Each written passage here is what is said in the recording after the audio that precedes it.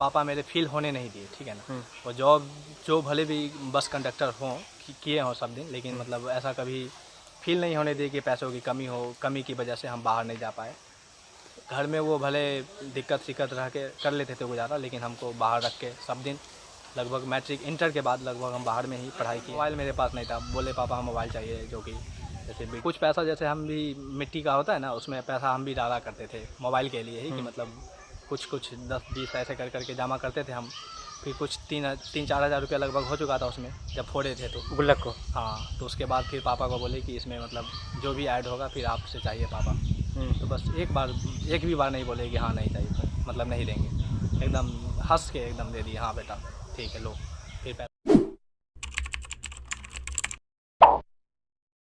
नमस्कार, मेरा नाम विजेंद्र है और आप देख रहे हैं भारतप्राइम.com।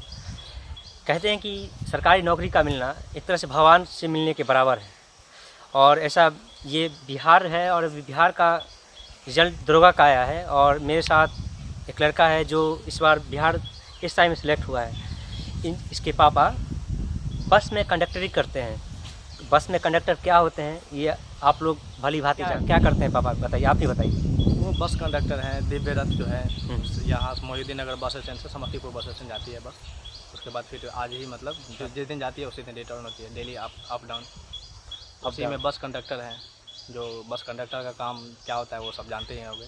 नहीं, आप बताइए क्या काम होता है। बस मतलब जो पैसेंजर बैठते हैं उनसे पैसा वसूलना, पैसा मतलब लेना, जितना भाड़ा है उतना।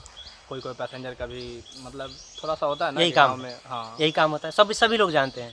सबसे पहले आप अपने बारे में बताएं, कहाँ बिहार में कहाँ से हैं और ये कौन सा प्रयास था आपका। मेरा नाम पवन कुमार सिंह और पापा मेरे जो कि सुनील सिंह हुए और बस कंडक्टर हैं फ़िलहाल, और अभी भी है भी। और हम समस्तीपुर डिस्ट्रिक्ट से मोहिउद्दीन नगर प्रखंड चापर गांव से बिलोंग करते हैं।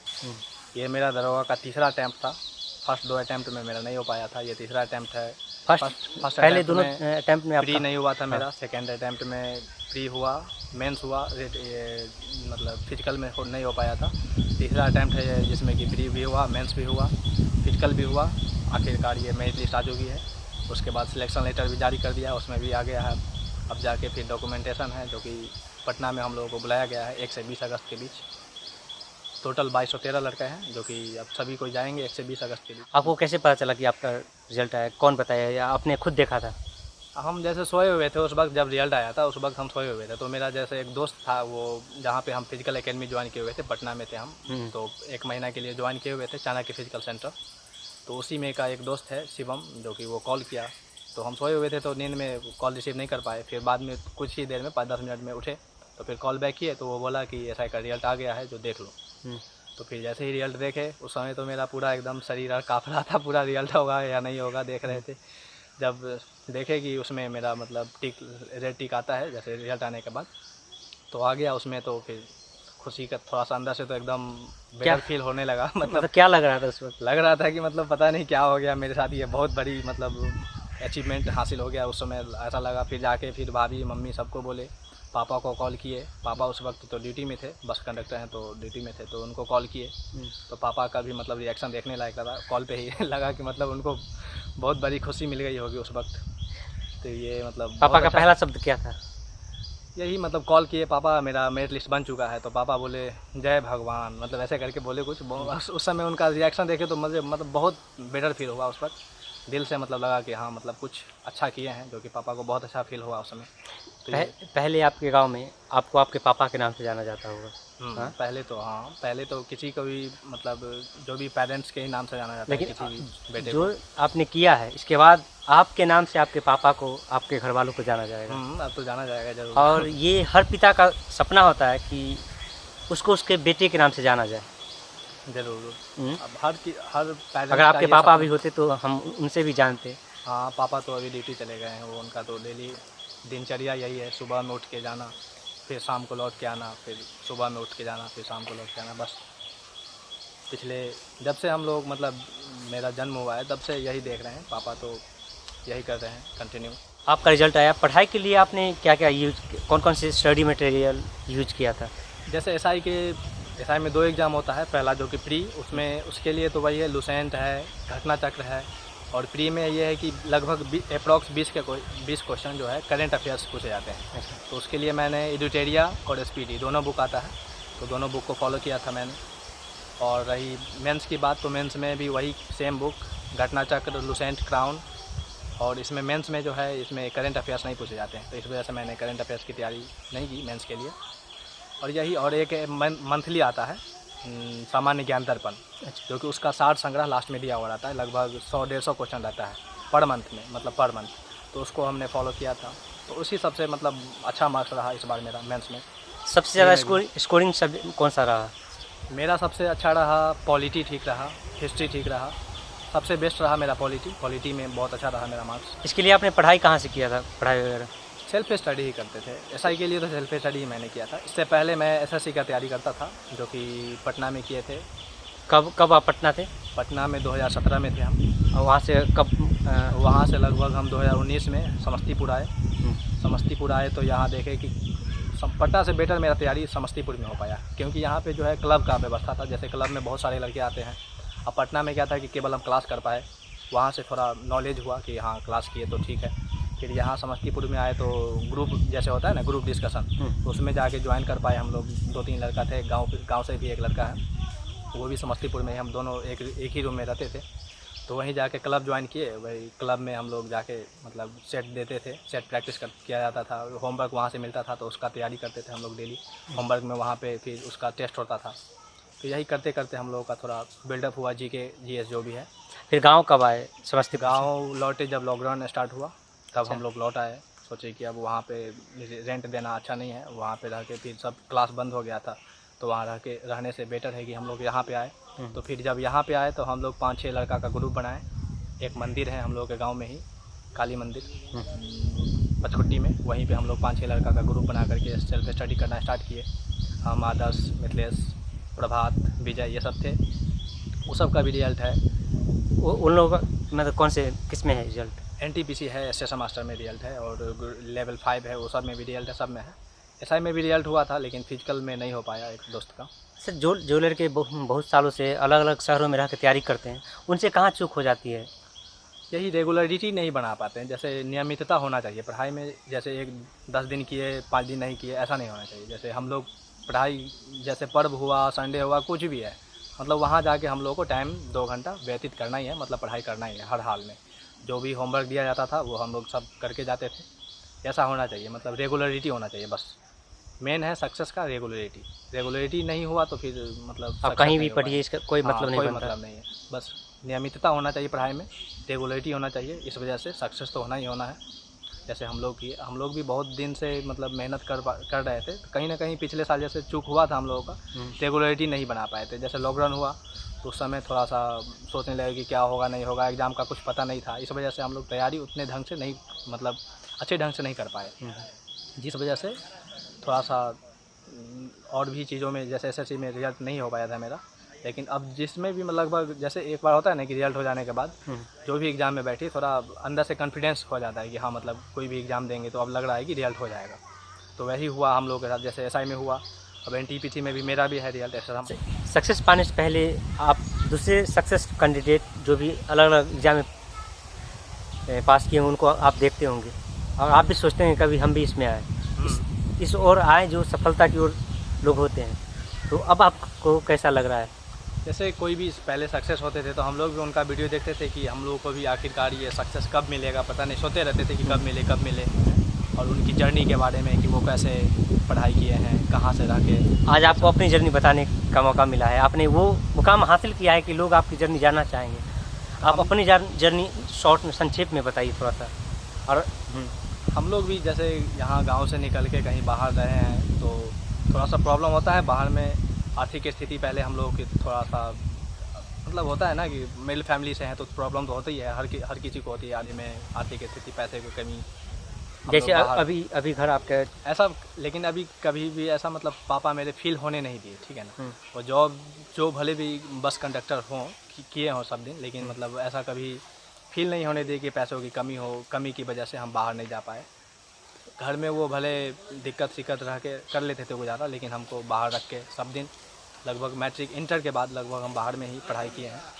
तो वो मतलब घर में भले ही जो भी पापा मेरे दिक्कत सह लेते थे, लेकिन हमको कभी दिक्कत होने नहीं, फील ऐसा होने नहीं दिए कि मतलब दिक्कत हो तुम्हें। जो मतलब कभी भी ज़रूरत होता था वो तुरंत मतलब पापा मुझे ला देते थे एकदम। जो भी बुक हो, कपड़ा हो, कुछ भी, मतलब एक बार जैसे मोबाइल मेरे पास नहीं था, बोले पापा मोबाइल चाहिए, जो कि जैसे वीडियो और देखने के लिए ऑनलाइन अब आजकल हो चुका है, इस वजह से पापा को बोले कि मोबाइल चाहिए।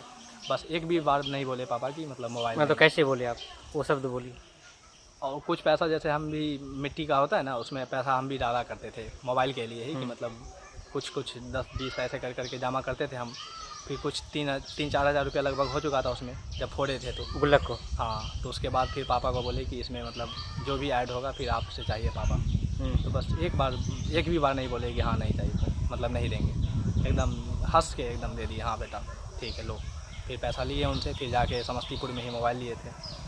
तो वहीं से फिर अपना जो भी ऑनलाइन वीडियो है, वो पढ़ाई स्टडी मटेरियल जो भी है, तो उससे खान सर का वीडियो देखा करते थे, ये ऑनलाइन। हाँ, तो हम लोग बैच खरीदे हुए थे, उनका मैप का वीडियो होता है वो, मतलब मैप पढ़ाते ना, मानचित्र। मैप का उनका क्लास हमको बहुत अच्छा लगता था, इस वजह से हम मोबाइल खरीदे। उसके बाद उनका मतलब पढ़ना स्टार्ट किए उन्हीं से। उसके बाद ये है दृष्टि वाले जो है दिव्य कीर्ति सर, उनका भी वीडियो मुझे बहुत अच्छा लगता है। तो उनका लंबा जो वीडियो होता है ना, तो उनको देखने में बहुत अच्छा लगता है, और मतलब ज्ञानवर्धक बातें होती है। हाँ, बीच बीच में वो फैक्ट बताते हैं जो जीवन से इंस्पिरेशन मिलता है। हाँ, वो शालीनता जो है उनके अंदर, वो हम आज तक किन्हीं टीचर में नहीं देखे हैं, चाहे कोई भी टीचर हो, जो दिव्य कीर्ति सर के अंदर है। बहुत अच्छा लगता है उनसे पढ़ाई करना, ऑफलाइन ऑनलाइन ही हो, लेकिन नहीं मिल पाते हैं, लेकिन ऑनलाइन ही उनसे बहुत कुछ सीखने को मिलती है, मतलब वीडियो के थ्रू। सबसे अच्छी बात है उनकी कोई बताइए?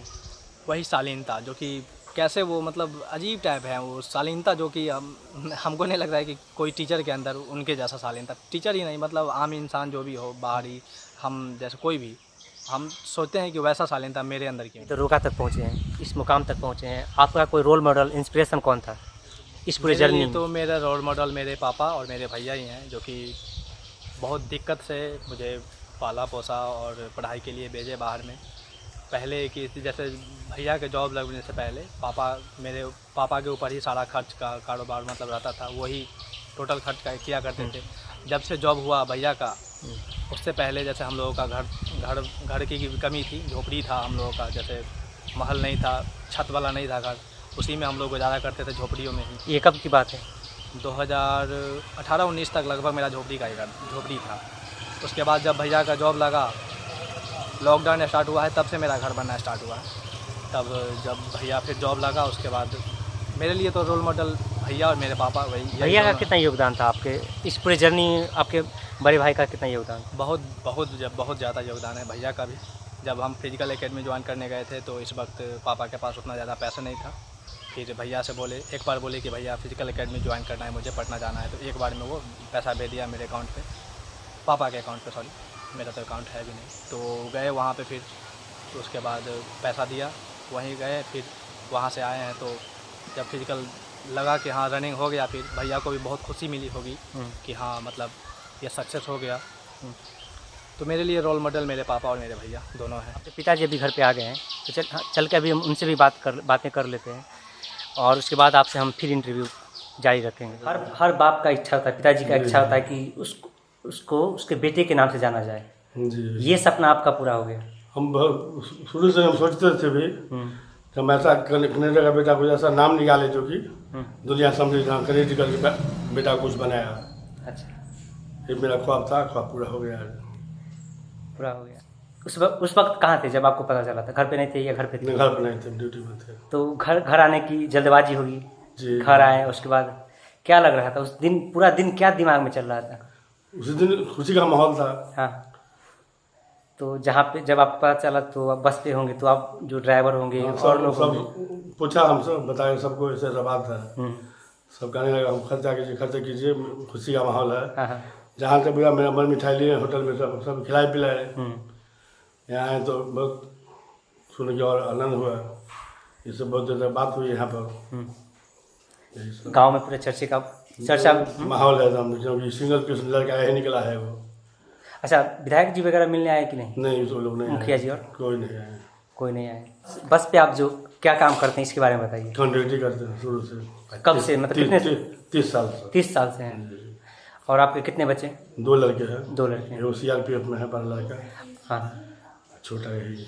तो बस कंडक्टरी करके यहाँ तक पहुँचाना, यही 2 लड़का को सर्विस लगाए बस कमा के। ये घर जो मुझे अभी छत का दिख रहा है, ये सब बड़ा लड़का कमा के बनाया है। इससे पहले कब बना ये घर? ये हो गया 3 साल। 3 साल। इससे पहले घर क्या चीज़ का था? झोपड़ी का था। झोपड़ी का था। जी। जब उनको जॉब लगी तो उसके बाद ये घर बना। घर बना है। इससे पहले जो आप कमाते होंगे वो अपने दोनों घर परिवार में खर्चा करते थे। दोनों में इन्वेस्ट करते होंगे ताकि ये दोनों कुछ करे आगे जाकर। जी। अब ये काम अभी भी काम करेंगे बस कंडक्टर जो कुछ है, दिक्कत है घर पर, इसलिए। लेकिन अगर ये चाहेगा आपका बेटा कि अब पिताजी आप छोड़ दीजिए, अब रहने दीजिए, अब मुझे करने दीजिए जो अब, ठीक है, वो करेगा। वो जब तक सर्विस चलेगा तब तक करना ही पड़ेगा। आप क्या कहेंगे? मेरा जब से सैलरी स्टार्ट होगा हम कोशिश करेंगे कि अब ड्यूटी नहीं करना पड़े, आराम करें। बहुत कष्टदायक ज़िंदगी झेल चुके हैं ऑलरेडी पहले ही। अब हम दोनों भाई मिलकर थोड़ा सा घर का सिचुएशन जो भी बिगड़ा हुआ है उसको सुधारेंगे। तो ऐसा क्यों होता है कि पुलिस से लोग डरते क्यों हैं? ये क्यों है? ये थोड़ा है, ये तो गड़बड़ी है थोड़ा। ये थोड़ा पुलिस के अंदर भी है थोड़ा, जो कि प्रेशर बनाए रखते हैं, डर बनाए रखते हैं, जिस वजह से समाज के लोग उनसे दूरी बनाए रखते हैं और वो दोस्त नहीं बना पाते हैं, उनकी भावनाओं को नहीं समझ पाते हैं। यही सब पे हम लोगों को काम करना है, जो कि अब करेंगे भी। जो हम लोग यही, जो पुलिस और जो पब्लिक के बीच जो संबंध है, पब्लिक ये समझती है कि जो थाना है, पुलिस है, वो पैसा लूटने का एक अड्डा है। वाकई में है भी ये, अभी फ़िलहाल तो है भी, क्योंकि बहुत ये करप्शन के मामले में बिहार अभी तो सबसे आगे चल ही रहा है। फ़िलहाल बिहार हो गया, राजस्थान, ये सब करप्ट है पूरा अभी, जो कि यही सब हम लोग को सुधारने की कोशिश करेंगे, ज़रूर कोशिश करेंगे और सफल भी होंगे हम लोग, ऐसा हम लोग सोच रहे हैं। जो कि 2213 हम लोग ऐसा ही बने हैं, जो कि इस बार पूरा एक ग्रुप बना रहे हैं हम लोग और इस पर काम करेंगे हम लोग। मेन हम लोग का मुद्दा ये रहेगा कि पूरे इस करप्शन मुक्त करना है बिहार को।